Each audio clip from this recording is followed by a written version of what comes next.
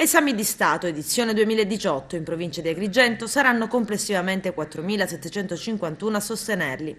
I candidati che hanno frequentato le scuole statali sono 3.048 e 277 studenti esterni, mentre negli istituti paritari si hanno 410 interni e 165 esterni.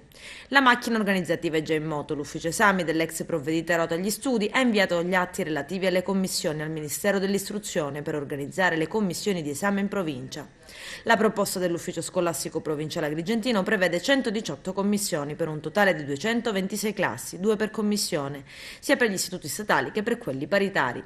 Gli studenti del quinto anno sosterranno la prova scritta dell'esame di Stato mercoledì 20 giugno. Come da tradizione si inizia con la prova di italiano uguale per tutti gli indirizzi, mentre giovedì 21 si avrà il compito specifico per ciascuna maturità.